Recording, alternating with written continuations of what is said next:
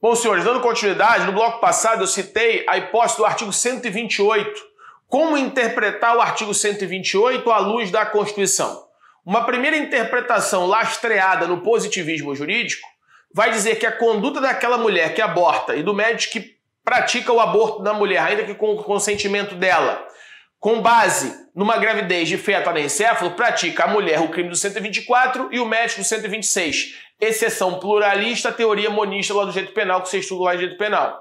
Por quê? Porque o 128 só traz, numa interpretação literal à luz da Constituição, só traz, o positivismo jurídico assim falaria, só traz duas causas de exclusão, que é o risco de vida para a gestante e o aborto. O anencéfalo não se amolda em nenhuma dessas hipóteses de positivismo jurídico. Agora, se eu levar a cabo uma interpretação conforme a Constituição, a partir de uma interpretação sistemática da Constituição, levando em consideração não somente o positivismo jurídico, mas levando em consideração o princípio da dignidade da pessoa humana, surgiria ali no artigo 128, então joga na tela, por favor, o artigo 128 teria no 128 mais uma causa de exclusão. Então, quais são as causas de exclusão?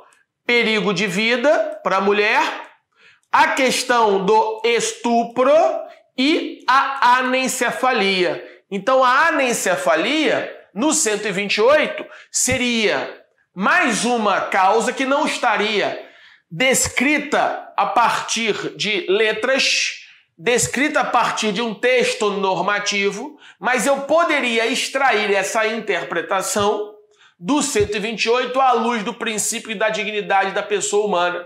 Porque fazer a mulher, obrigar a mulher, sob pena de ela cometer um crime, obrigar a levar aquela gravidez a termo por 9 meses, sabendo que a vida extrauterina do feto nascente não é viável, violaria a dignidade da pessoa humana, violaria a integridade física e psíquica da mulher. O sistema normativo, ele protege a vida, sim, mas a vida viável. Então, o aborto, na verdade, seria uma interrupção terapêutica do parto, na verdade. Uma interrupção terapêutica do parto para salvaguardar a integridade física e psíquica da mulher. O sistema admite a interrupção terapêutica do parto quando a vida da mulher for colocada em risco. Aqui a vida dela também seria colocada em risco, mas a vida aqui seria a vida psíquica, física e psíquica, porque alterações psíquicas podem desbordar em doenças psicossomáticas, câncer, por exemplo, alterando a conformação física. Então a conformação física está ligada à conformação psíquica. O Barroso, Luiz Roberto Barroso, hoje ministro supremo, ele foi advogado deste processo no Supremo. E ele defendeu a tese da antecipação terapêutica do parto justamente para salvaguardar, é porque ele não era ministro supremo ainda, para salvaguardar a integridade física e psíquica da mulher, num caso de interpretação conforme a Constituição. Então, na interpretação conforme a Constituição, como disse em blocos passados, eu declaro a inconstitucionalidade de uma ou mais interpretações. A interpretação que dissesse que seria crime foi declarada inconstitucional. O aborto do feto anencéfalo, colocando mais uma exceção no 128, para salvaguardar a integridade física e psíquica da mulher. Então, na interpretação conforme a Constituição, eu declaro a inconstitucionalidade de uma interpretação. Já na declaração parcial de inconstitucionalidade sem redução de texto, eu declaro a inconstitucionalidade de uma incidência. Olha um exemplo aqui. Joga na tela. A Lei Complementar 75 de 93 é a lei do Ministério Público. E essa lei, no artigo 237, inciso 5º, ela veda atividade político-partidária do membro do Ministério Público, salvo filiação. Então volta aqui para mim. Então a Lei Complementar 75 de 93, no artigo 237, inciso 5º, que é a lei orgânica do Ministério Público, veda que o membro do Ministério Público exerça atividade político-partidária, vírgula, salvo filiação. Em outras palavras, interpretando a contrário senso, o membro do Ministério Público poderia se filiar politicamente. Ele não pode exercer atividade político-partidária, mas, diz a lei, é vedada a atividade político-partidária, salvo filiação. Logo, a filiação pode ser feita. Ora, neste caso aqui, o que o Supremo interpretou? Deu uma interpretação conforme a Constituição? Não. Aqui foi a técnica da declaração de inconstitucionalidade sem redução de texto, para dizer o seguinte: a incidência dessa norma aqui, essa norma não incide sobre os membros ativos do Ministério Público. Porque os membros ativos do Ministério Público não poderiam sequer se filiar. Somente quem poderia se filiar a partido político seria o membro do Ministério Público aposentado, disse o Supremo. Então, diz o texto normativo, artigo 237, inciso 5º, da Lei Complementar 75 de 93. É vedado ao membro do Ministério Público a atividade político-partidária, salvo filiação. Só que esse salvo filiação, então, autorizaria o membro do MP a se filiar a partido político.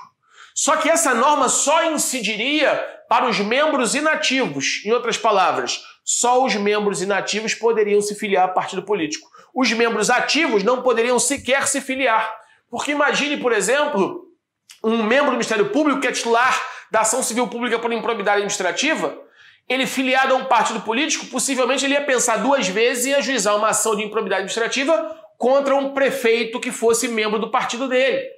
Então o que entendeu o Supremo? Essa norma aqui, o artigo 237.5, foi declarado parcialmente inconstitucional sem redução de texto. É um caso de declaração de inconstitucionalidade parcial sem redução de texto, porque não seria um caso de afastar uma interpretação. Seria o caso de afastar uma incidência da norma.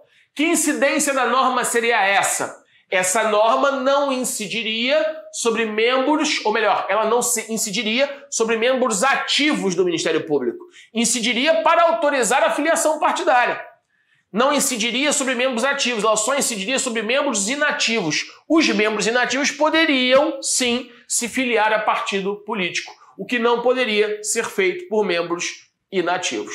Então, senhores, volto a dizer, Luiz Roberto Barroso, hoje ministro Supremo, e Gilmar Mendes, ministro Supremo, esses dois doutrinadores, que são ministros e doutrinadores, eles entendem que há diferença, joga na tela, entre interpretação conforme a Constituição e declaração parcial de inconstitucionalidade sem redução de texto.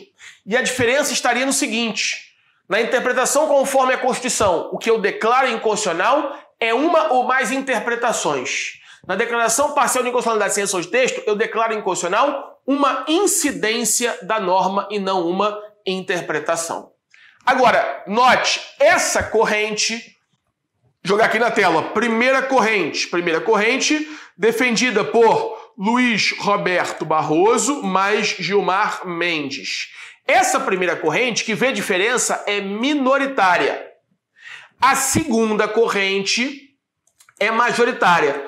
A segunda corrente, que é defendida inclusive pelo restante do STF, os demais ministros do STF, não veem diferença em interpretação conforme e declaração parcial de inconstitucionalidade sem redução de texto. Para eles, são expressões sinônimas. São expressões sinônimas. Tanto em uma quanto em outra, eu poderia cambiar essa expressão. Porque tanto em uma quanto em outra, o que na verdade está se fazendo aqui, o que na verdade o Supremo coloca em uma em outra, na verdade é uma cláusula de exceção que não havia no texto normativo. Então, se você, por exemplo, seguir Humberto Ávila, que estaria nessa segunda corrente, professor Rodrigo Brandão, que é titular de direito titular de direito constitucional da UERJ, então esses autores vão dizer, reforçando a tese majoritária, vão dizer o seguinte: se eu fizer um exame de vários casos de interpretação conforme a Constituição e vários casos de declaração parcial de inconstitucionalidade sem redução de texto, vamos ver que nos dois casos o que acontece é a mesma coisa. O Supremo coloca uma cláusula de exceção que não estava prevista expressamente no texto normativo. Isto acontece na interpretação conforme a Constituição e na declaração de inconstitucionalidade parcial sem redução de texto. Quer ver um exemplo? O que o Supremo fez naquela primeira hipótese ali? Colocou, como demonstrei lá em cima, colocou uma terceira cláusula de exceção à tipicidade do crime de aborto. Qual foi a terceira cláusula de exceção à tipicidade do crime de aborto? Crime de aborto Excepcionalmente, não é crime se tratar de estupro, não é crime se colocar em risco a vida da gestante, não é crime se for feto anencéfalo. Colocou uma terceira cláusula que não estava expressa no texto normativo. Aqui, na declaração parcial de inconstitucionalidade do texto, também colocou uma cláusula de exceção. Podem se filiar a partido político ou não podem se filiar a partido político os membros ativos do MP. Podem se filiar os membros ativos, é a regra. Podem se filiar os membros inativos e a cláusula de exceção colocada. Não podem se filiar os membros ativos. Então, na verdade, no que se chama de declaração parcial de inconstitucionalidade de texto para a maioria da doutrina, é a mesma, o fenômeno que ocorre aqui é o mesmo que ocorre lá, que é surgir uma cláusula de exceção que não está expressa no texto normativo. Qual foi a cláusula de exceção que surgiu aqui na segunda hipótese? Não podem se filiar a partido político membros ativos do Ministério Público.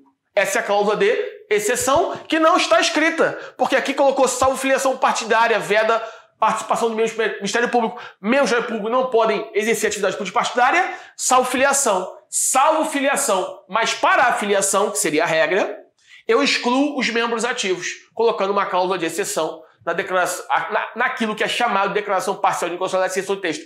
Então, por isso que a segunda corrente é a majoritária. A segunda corrente não vê diferença, então, entre o ICC e a declaração parcial de inconstitucionalidade e inconstitucionalidade sem sanção de texto. Aí, André, eu estou fazendo uma prova discursiva para delegado, ou estou fazendo uma prova oral. Se eu estou fazendo uma prova discursiva ou prova oral, senhores, eu tenho que colocar as duas posições. Eu coloco a posição minoritária, cito Luiz Roberto Barroso e Gilmar Mendes, que são os autores e doutrinadores que defendem a tese da diferença, dizendo que em um caso eu declaro a inconstitucionalidade de uma ou mais interpretações e no outro eu declaro a inconstitucionalidade de uma incidência. Mas que a doutrina majoritária, aí você pode citar Humberto Ávila, você pode citar o professor Rodrigo Brandão, você pode citar o tribunal, o STF, majoritariamente, não vendo diferença entre os dois institutos. Porque em ambos os casos, o que acontece é colocar no texto normativo uma cláusula de exclusão a mais que não estava citada expressamente no texto normativo. Tudo bem? Tranquilo? Então, numa prova aberta, nós trabalhamos com essas duas ideias. Ora, então na tela aqui, segunda corrente, STF, não há diferença. O que nos dois casos o STF faz é impor uma hipótese de exceção, o que não está previsto no texto normativo. Já falei isso. No 128, acrescenta uma exceção, que é a exceção do feto anencéfalo, e na hipótese do artigo, no artigo 2375, o que se faz aqui é acrescentar uma exceção, que é o membro ativo do MP não podendo se filiar a partido político. Tudo bem? Tranquilo? Bom, então fechamos aquele princípio da interpretação conforme a Constituição. Vamos agora avançar para um próximo princípio.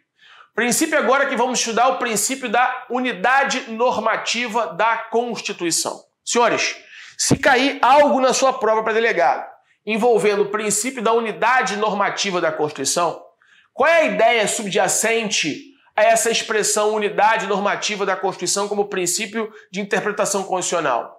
Traz-se a ideia de coerência do próprio sistema.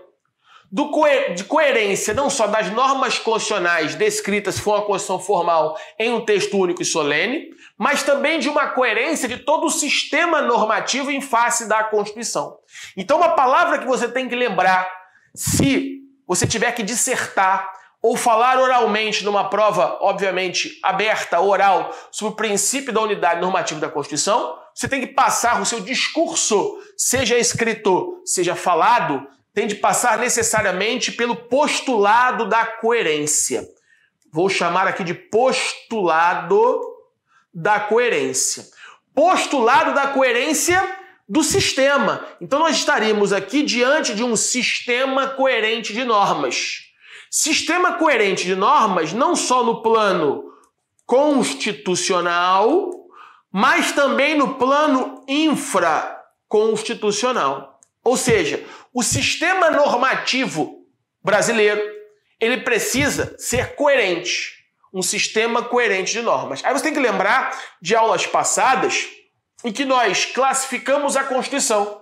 E uma das classificações da Constituição foi uma Constituição compromissória.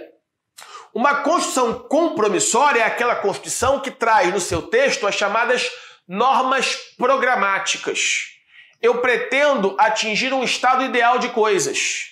Só que a Constituição é um grande acordo no geral que se faz político, obviamente com normatividade, com unidade normativa, com valor normativo, com força normativa. Então esse acordo que se faz, salvaguardando uma série de ideologias políticas, então a Constituição, a um só tempo, já falei isso em aulas passadas, ela assegura direitos fundamentais de segunda direção, direitos sociais, direitos ao trabalho, direito ao emprego, ao lazer, à cultura, à assistência social, à previdência social. São direitos sociais, direitos que exigem do Estado uma intervenção prestacional, um estado ideal de coisas, atingir determinada satisfação a demandas individuais, proporcionando, por exemplo, serviços públicos de saúde, educação, assistência, previdência, lazer, cultura, moradia, vestuário. Tudo isso está garantido no artigo 6º. Essa mesma Constituição compromissória, com normas programáticas nesta seara, ela protege o capital privado, ela protege a livre iniciativa.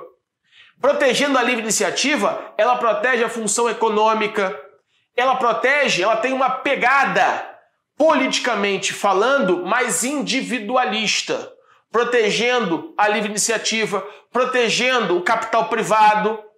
Ora, são valores que em algum momento vão se contradizer, são contraditórios. Então essa norma, ela precisa de uma unidade no que diz respeito ao sistema. Esse sistema, a um só tempo, ele protege a propriedade, mas ele protege também o consumidor. Ele protege a livre iniciativa, mas ele protege o consumidor. Então esse sistema ele não pode ser um sistema caótico. Para costurar a viabilidade desse sistema, dentro de um postulado de coerência, entra o princípio da unidade normativa da Constituição. Essa mesma Constituição, deixa eu apagar aqui para trazer um exemplo, essa mesma Constituição, ela vai assegurar no artigo 5º o direito à liberdade. A liberdade. A liberdade no seu mais amplo sentido. A liberdade ideológica, política, filosófica, religiosa. Então, a liberdade no que tange ao modus vivendi. Então, o direito de liberdade, liberdade de informar, liberdade de imprensa, está consagrado no artigo 5º.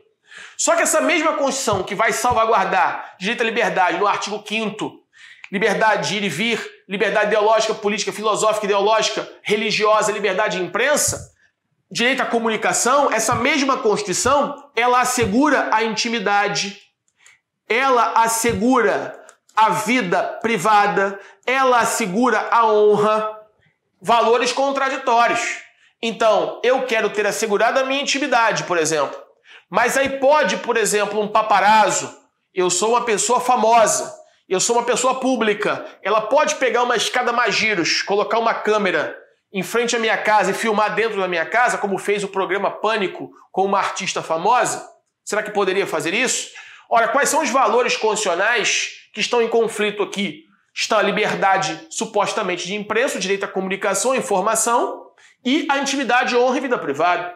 Valores contraditórios. Então, senhores, quando falamos no princípio da unidade normativa da Constituição, falamos também no princípio da cedência recíproca.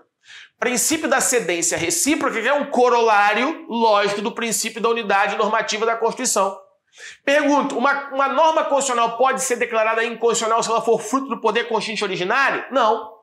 Mas elas são contraditórias. Então, neste caso, a Constituição assegurou a um só tempo, no mesmo texto normativo, a liberdade de comunicação e assegurou intimidade, honra, vida privada. Eu poderia dizer que um desses dois valores é inconstitucional em face do outro, se ambos são oriundos do poder constituinte originário? E aí vem a pergunta que a gente vai estudar um pouco mais à frente, mas já adiantando.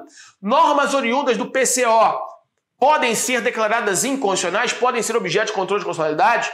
Na Alemanha podem, no direito brasileiro não. E no direito brasileiro não podem porque o Supremo adota o princípio da unidade normativa da Constituição. A Constituição, ainda que marcada por regras jurídicas, normas jurídicas, princípios jurídicos que possam ser contraditórios entre si, essa contradição, esse conflito é meramente um conflito aparente. Ele não é um conflito real.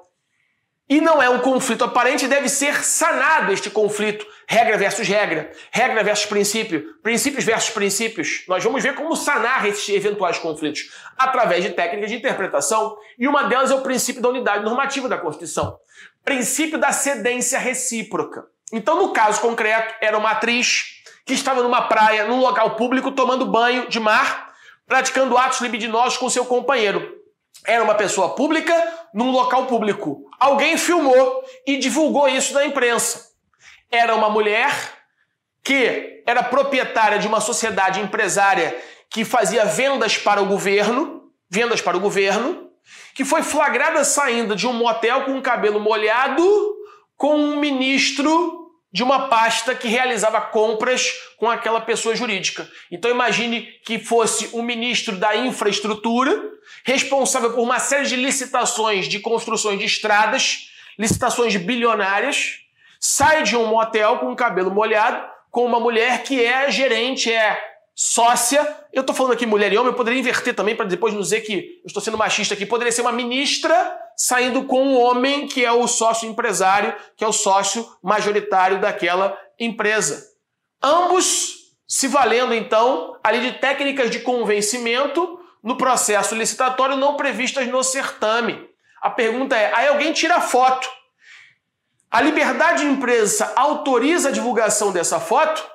Ou será que deveria preservar-se o direito à intimidade das partes envolvidas naquela fotografia? Um ministro de Estado, uma ministra de Estado e um homem, titular, presidente de uma companhia de obras, de uma empreiteira que faria obras para o governo federal justamente naquela pasta. Divulga a foto ou não divulga a foto?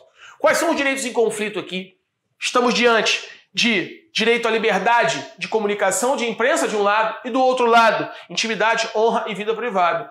Se o juiz autorizar, no caso concreto, a divulgação daquela foto, o juiz vai autorizar com fundamento em que princípio constitucional? Princípio da liberdade de imprensa. Se o juiz, no caso concreto, vedar a divulgação da foto, ele vai vedar a divulgação da foto e vai fundamentar no direito à intimidade, honra e vida privada. Só que, se naquele caso concreto ele autorizar a divulgação, colocando luz, entendendo que prevalece naquele caso concreto a liberdade de imprensa, a Constituição não deixa de proteger intimidade, honra e vida privada. Só que intimidade, honra e vida privada, naquele caso, vão ceder para que o direito à liberdade de imprensa seja manifestado de forma plena. Por isso que do princípio da unidade normativa da Constituição, joga na tela, se extrai o chamado subprincípio da cedência recíproca. Princípio da cedência recíproca. Então, o princípio da cedência recíproca é um corolário do princípio da unidade normativa da Constituição. Significa dizer que a Constituição, por mais que as normas, por mais que os valores, por mais que axiologicamente determinados valores sejam conflitantes, como, por exemplo, liberdade com intimidade e honra e vida privada, no caso concreto, um eventual conflito entre princípios, olha aqui, ó, um dos objetivos desse princípio, dando coerência ao sistema, é, aqui na sua tela, solucionar conflitos normativos. E um dos conflitos normativos que vão ser solucionados aqui é conflitos entre princípios. Porque eu tenho dois princípios, no caso concreto, contraditórios. E um outro detalhe importante é, sempre que eu tiver um conflito entre princípios, eu não aplico a solução como eu aplico para solucionar conflito entre regras jurídicas. Vamos ver daqui a pouco qual é a diferença de regras para princípios. Já falei em blocos passados, vou reforçar daqui a pouco, porque vai ser importante para esse entendimento. Mas, no que tange a conflitos aparentes entre princípios, são conflitos, como eu falei, aparentes somente, não são conflitos reais. Porque quando eu expurgo do caso concreto, por isso que no conflito entre princípios ganha relevância relevância, joga na tela, o caso concreto. O caso concreto. Por que ganha relevância o caso concreto? Olha o que eu acabei de citar. Eu tenho um caso concreto envolvendo uma ministra de Estado do Planejamento, responsável por obras no Brasil bilionárias, e eu tenho o dono da maior empreiteira do Brasil, que foram flagrados saindo do motel de cabelo molhado. Ora, a pergunta é, usando técnicas de convencimento, possivelmente não previstas no edital do certame, será que noticiar esse fato interessa para a coletividade? Talvez não seria uma maneira de burlar o processo licitatório?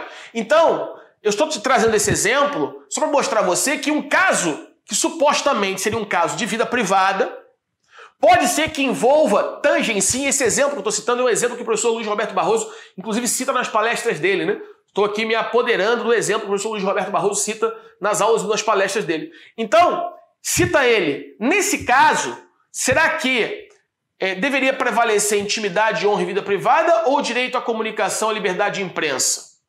Agora, se eu tenho já um outro caso concreto, em que eu tenho até um ministro de Estado que é flagrado numa atividade adulterina com uma mulher num hotel, por exemplo, ou aos beijos num bar, fosse público ou não, a pergunta é, deveria ser divulgado ou não? Nesse caso, se não tem nenhuma relação com o interesse público, me parece que deveria prevalecer a intimidade, honra e vida privada, e não a liberdade de imprensa. Por isso eu estou dizendo, as peculiaridades do caso concreto para solucionar conflitos entre princípios é fundamental no modelo de resposta. Você tem que dizer isso ao examinador, porque a depender das peculiaridades, o caso é o mesmo, os direitos em conflito ou os princípios em conflito, axiologicamente falando, em termos de valor, são os mesmos. Quais? Intimidade, honra e vida privada e liberdade de imprensa. No primeiro caso e no segundo não mudou. O que mudou foram as peculiaridades do caso concreto. No primeiro caso, eu tenho uma situação que perpassa possivelmente pelo interesse público, num processo licitatório. No segundo caso, o acontecimento não perpassa pelo interesse público. E aí, num caso ou no outro, no primeiro, eu vou salvaguardar, o juiz vai impedir a divulgação das imagens, no segundo, melhor dizendo, para preservar a honra, intimidade e vida privada. E nesse caso, a liberdade de imprensa vai ter que ceder para que intimidade, honra e vida privada possam ser exercidas de forma plena. Já no primeiro caso que eu perpasso pelo interesse público, intimidade, honra e vida privada vão ter que ceder para que a liberdade de imprensa, porque envolve o interesse da coletividade ser informada sobre aquilo, vai ser exercido de forma plena. Eu não vou expurgar um ou outro princípio do ordenamento jurídico. Ambos vão conviver harmonicamente. Por isso que se diz que do princípio da cedência recíproca se extrai um outro princípio, o princípio da harmonização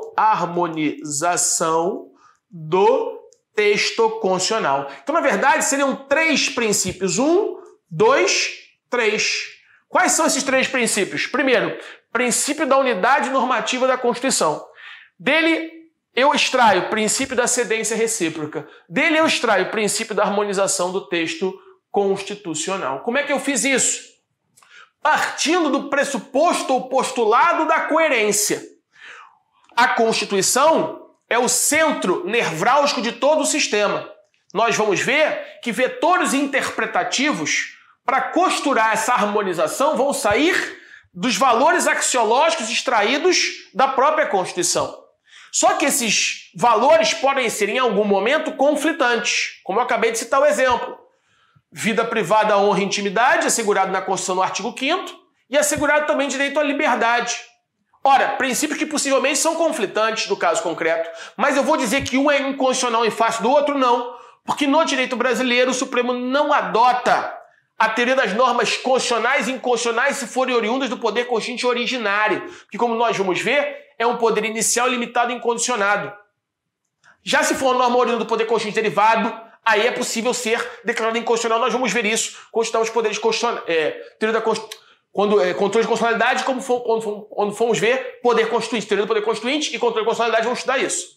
Mas voltando para cá, lá no direito alemão, numa teoria, a teoria do professor Otto Backhoff, eu posso ter normas constitucionais e inconstitucionais. No direito alemão, teoria de Otto Backhoff, normas constitucionais oriundas do poder constituinte originário e inconstitucionais, possivelmente adotando aqui adotando o direito supraconstitucional, o direito natural. Mas o Brasil não adota a teoria de Jatobackoff, normas constitucionais e inconstitucionais, porque ele adota o princípio da unidade normativa da Constituição. Eventuais conflitos, como ocorrem entre esses dois valores axiologicamente falando, podem ser contraditórios, mas se é uma contradição meramente aparente, não é real, porque ela vai ser salvaguardada, solucionada pelo princípio da cedência recíproca, que vai chegar ao princípio da harmonização do texto constitucional. No caso concreto, um princípio vai ceder para que o outro possa ser exercido de forma plena e vice-versa, a depender das peculiaridades do caso concreto. Tudo bem?